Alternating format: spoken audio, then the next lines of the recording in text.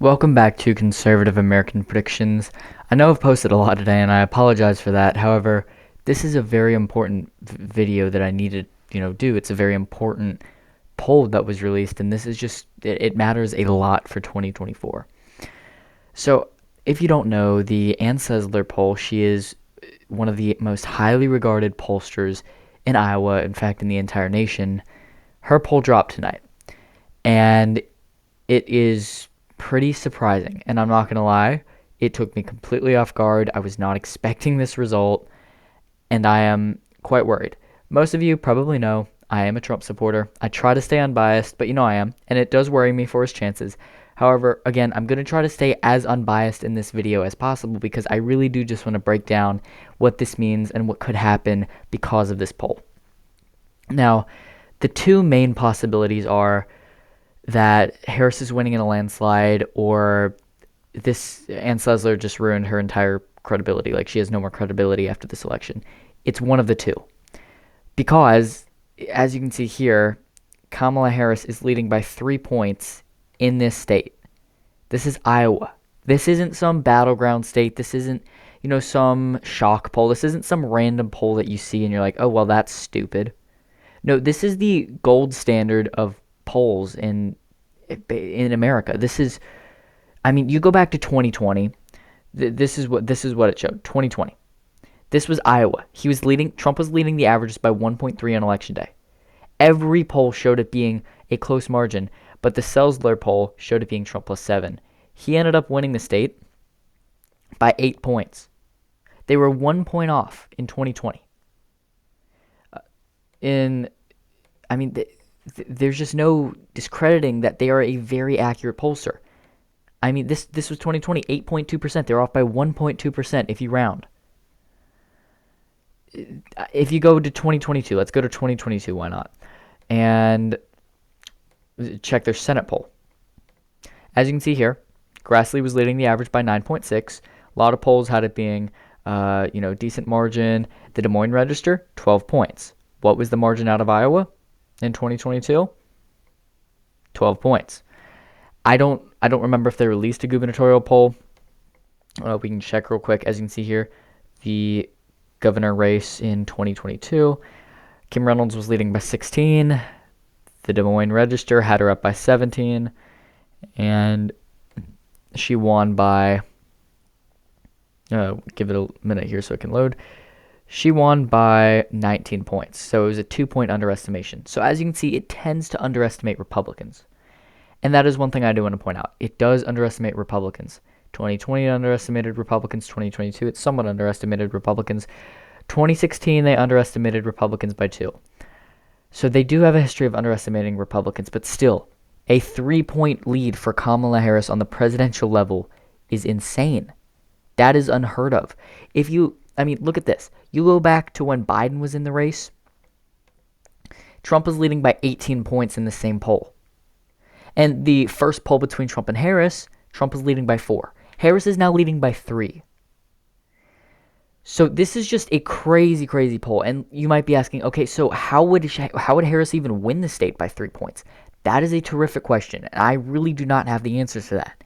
Because for her to win the state by 3, the rurals would just not turn out. Trump's base would not turn out.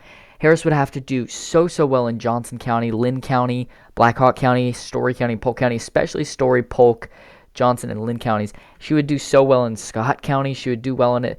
Basically, every suburban area of the state, she would swing so much to the right or to the left, and the Iowa rural areas just would not turn out if she were to win this. Now, what would this mean on the presidential level if Harris wins Iowa? As you can see, it is not one of the 7 battleground states, but it's going to Harris. So if Harris wins Iowa and Trump keeps the map that I have right now, that's 285 to 253. But the chances of Harris winning Iowa and Trump winning 5 of the battleground states, literally 0. That is not happening. So you have Iowa as a lean Democratic win by, 3%. I had it going to Trump by about 10. That is a 13-point shift. So if you shift every single state in my forecast 13 points to the left, it's a pretty big blowout. It is a very, very big blowout. Like, very, very big blowout. I mean, you have likely D North Carolina, likely D Georgia. You have safe Arizona, safe Nevada. I'm not going to do this exactly marginally, but roughly this is what the map would look like. You would have blue Ohio. You would, of course, have blue Maine second. Uh, Nebraska's first would probably almost flip or barely flip. It would be super close. You would have barely a Republican win out of Kansas, barely a Republican win out of Missouri, close win out of Indiana, Mississippi, Louisiana. You would have a closer Montana, close Utah. Alaska would flip. It would be a lean Democratic win.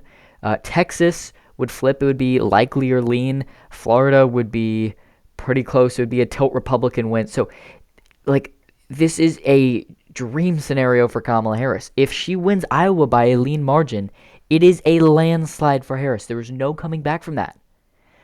But then you also have the chance that this is a, huge overestimation of Harris. Maybe this is super off. And, there is a good chance that that's true. And I'm leaning towards that because there is no way that Iowa shifted that much to the left. This is Iowa. It's not some swing state. I'm having a very hard time believing that, but it's still very, very concerning for the Trump campaign and definitely good news for Harris. Now, this does not mean that Harris should start investing in Iowa because there was very, very little chance that it flips. But she does have a chance now to basically win in a 2020 margin-wise of what Biden did to an extent.